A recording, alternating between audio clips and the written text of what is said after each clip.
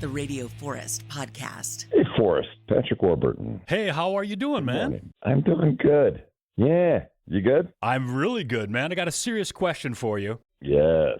Is Pearl Jam a grunge band, yes or no? Well, grunge was the moniker. So, yes, it's qualified as grunge, absolutely. None of them, care for that moniker because I think it, to a degree, it sort of minimalizes, I don't know, or makes it just look like a fad.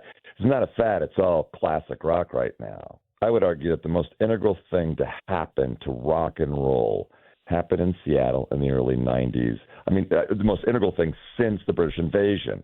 And since then, nothing that's had that kind of impact has actually happened. But, those 5 seminal bands, and of course it all started with, the Melvins and all those bands, the entire movement. I mean, I got Sub Pop shirts, I just love everything that just evolved out of Seattle. But, there's really 4 or 5 seminal bands, which would be our Nirvana, our Pearl Jam, our Soundgarden, our, Alice in Chains, yeah. Yeah, sure. And all the hair bands, all the rock bands in the 80s that had stadium tours lined up, canceled overnight. They shut them down. There were those real solid bands in the 80s that you got your Guns N' Roses and the Cult and, things like that, hair bands. They all disappeared overnight because there was just such depth and breadth and substance to that the grunge movement, but it's just classic rock now, right? I wouldn't count Pearl Jam as a grunge band. I would say Green River was grunge. I think with the addition of Eddie Vedder, I think he brought like a Dylan-esque poetry to the band. Well, that's how I describe him. Dylan with the voice of Eddie Vedder. And therein lies my obsession with him for 30 years. But you're right, yes.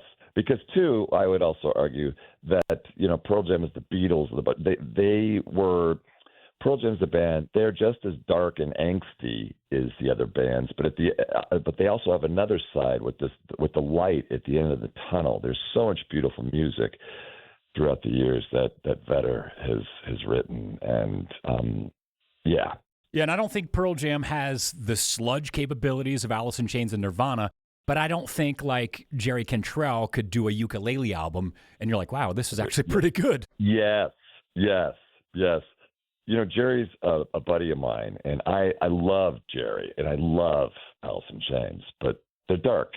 I'm very honored to have, a pal like Jerry play golf every now and then. And I go, you do know who my guy is? And he goes, yeah, it's Ed. I met Jerry years ago at my 40th birthday party, and he came with Billy Duffy from the Cult in my backyard, and that's where I met Jerry. And I couldn't believe that they showed up.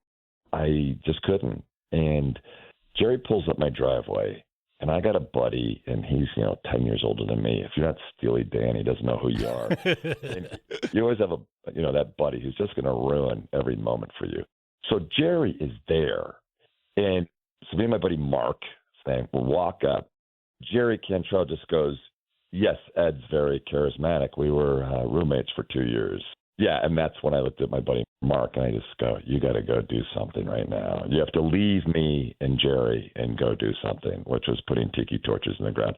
I've gotten to, hang out with him a little bit throughout the years, backstage in his dressing room and stuff. He knows I'm a super fan. It's always been very cool to me. You made a set list for the band? Yeah, that's huge. Yeah, that was really cool. Yeah. A couple of quick questions. I don't want to just talk about rock the entire time. It'd be hard for me to get off the subject, though.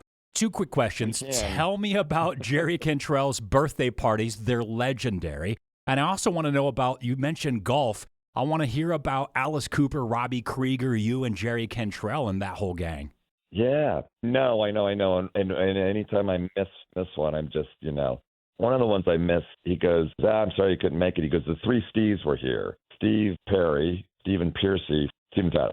Yeah, I have guys from Metallica there and this and that. Yeah, so I always try to bring one of my boys. And I'm like, see that guy over there? That's, golf is primarily where I've met and gotten to know all the musicians because they all play golf. I've discovered that if you're a musician and you have survived addiction, you end up becoming a golf addict. And so some of the earliest examples of that are Alice Cooper and Robby Krieger. All rockers end up doing is playing golf. It just keeps them out of trouble. because I guess it's like a healthy addiction. You wake up, you play golf, you come home, you're a little tired, you eat, you watch some sports or TV, you go to bed, and you wake up and repeat. So the first time I met Alice Cooper was Texas, and then I end up in his car. Him and his wife Cheryl drove me back to the hotel, and that was the beginning of like our relationship. I play in his event he comes out, he jams at my event.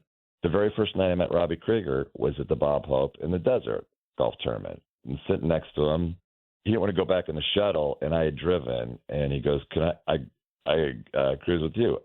So the first night I met Robby Krieger, I got him in my car. The guy from the Doors bummed the ride from you. That's amazing. Yes.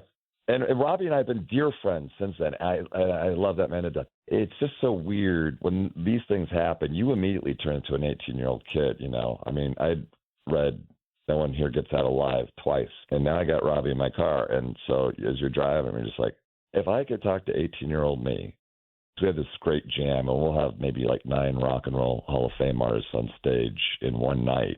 But we've had everybody from Stephen Stills, Michael McDonald, Huey Lewis, you know, my buddy Alex Lifeson from Rush. My buddy Alex Lifeson from Rush. Wow. Yeah. I met him in a golf tournament. We became friends. And, boy, is he one of the sweetest guys in the world. Yeah, in the 80s, it used to be if you were a heroin dealer, you met all the rock stars. But now if you're a good scratch golfer, you're like, I'm in. I'm backstage. They're looking for a guy. I'm the hookup. I am not a scratch golfer. I'll tell you that right now. I've never been a great golfer. I play okay now, I guess, but I'm not great. But I could look at just all the ways that sort of like golf enriches your life. It is just, you know, it's what we guys do. It's what the ladies do too, but this is what the guys do and go out, hang out, play golf, compete. It's the whole environment. You know, golf is filled with, you know, lore, and there's just so many different, you know, elements and aspects to it. And hey, man, I wanted to say congratulations. Zootopia 2 is the second highest grossing animated film of all time, the 9th highest grossing film of all time. So that's higher than like Barbie and Frozen. Does that change your life? How does that affect you, who does a huge voice part in a film that's that big globally? Well, I don't know if it really it changes anything, but it was a great opportunity to be a part of it. Whenever you get the call from Disney, that's a good call. I'm a Disney file, and it's not something term Disney adult, you know, not cool. But I'm one of them. You know, I have been since I was, you know, a little kid, and I love working with Disney. So if Disney gives you a call, that is cool. If Disney gives you a call and say, hey, we want to do something that's already in a proven universe, because Zootopia was a huge hit about 9 years ago. And China was a big thing that made the global tally so huge with Zootopia 2, because China is obsessed with Zootopia. They have Zootopia Land. Wow, I didn't know that. That's cool. Yeah. So to say, hey, you want to be the mayor? He's a horse. Used to be a martial arts film star, and I'm in. So that was a great opportunity. Yeah.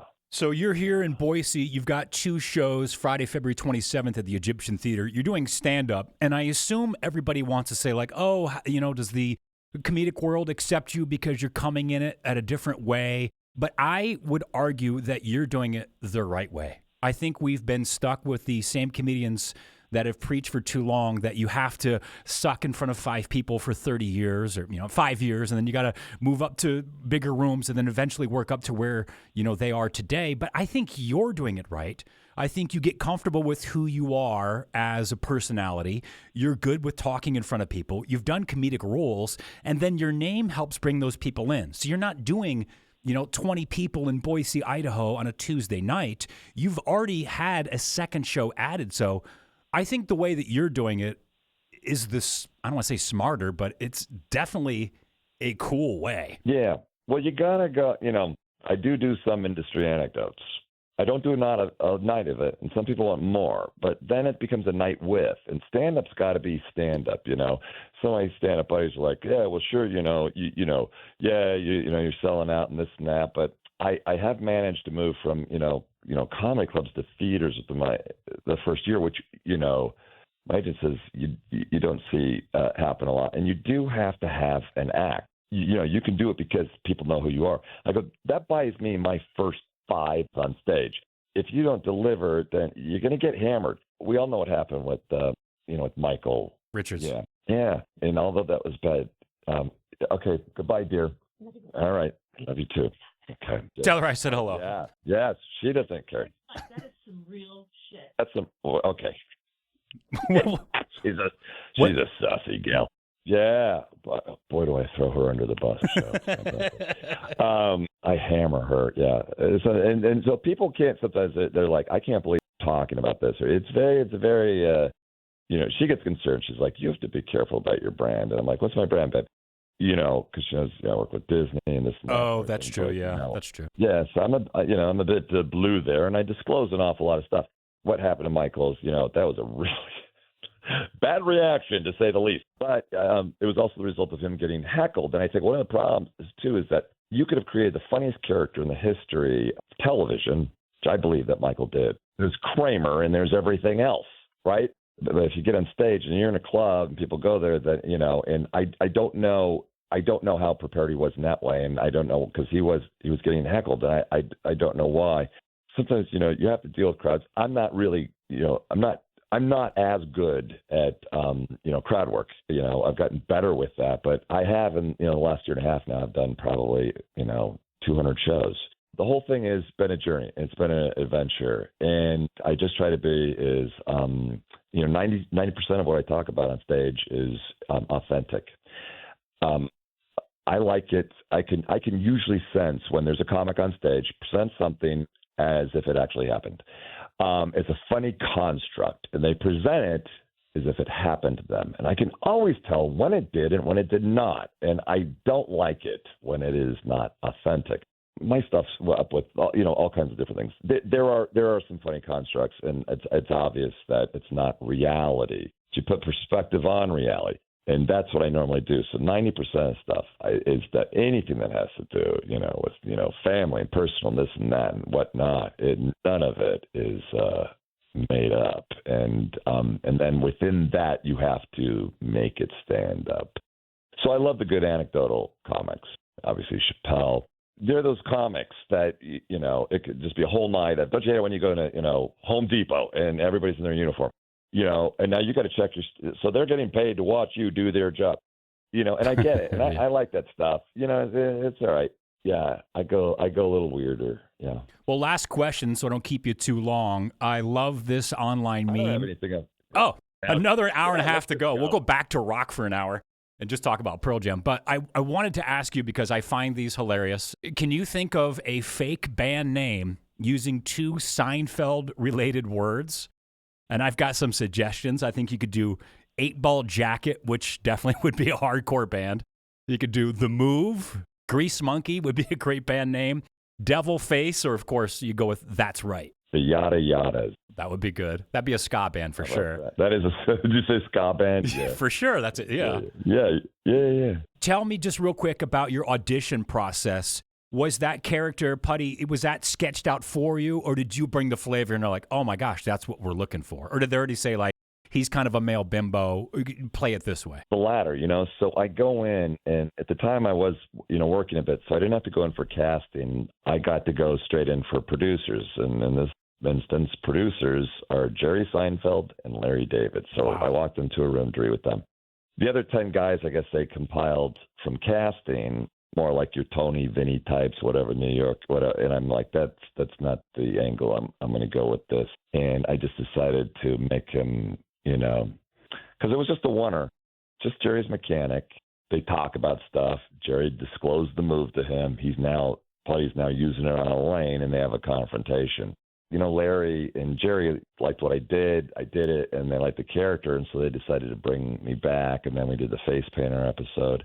And then for 2 very frustrating years, I could not go back on Seinfeld when they were calling my agents, because I was on a CBS show that was on Friday night, and they would not let me out of that contract or do another network's TV shows. So fortunately, that show got canceled. Jerry and I crossed paths, and he goes, hey, can you come back on the show, 9th season? And I was free, fortunately. So that's when I did most of my episodes. I only did 9 regular season episodes, 10 including the final. But people are under the impression I did more. There are only 180 episodes of that show when there should be 300. But Jerry famously pulled the plug early. Seinfeld was at his top. He's like, nope, we're going to go out right now. That's it. And because, Kudos, too, because it got popular a couple years ago. I think you're the first person to raw dog a flight, though, right? I was.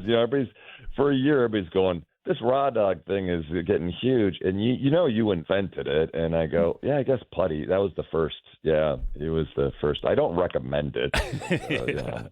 I love your rock and roll stories. I could talk all day about Robby Krieger and Pearl Jam, but it's Patrick Warburton. He's got a second show added here in Boise Friday, February 27th, doing stand-up. It's an honor to talk to you today, man. It's such a cool chat. Oh, my God. Well, listen, it's been such a pleasure chatting with you, Forrest. Are you going to come to the show? Absolutely. Of course, yeah. Come to the second one. There'll be a little bit more room. Because I guess the first sold, so we're selling the second now. But, yeah. I don't think there's 2 seats together. There's like a handful of tickets for the early show. So, yeah, it's the second show for sure. Yeah. Well, looking forward to seeing you there. Thank you so much for this.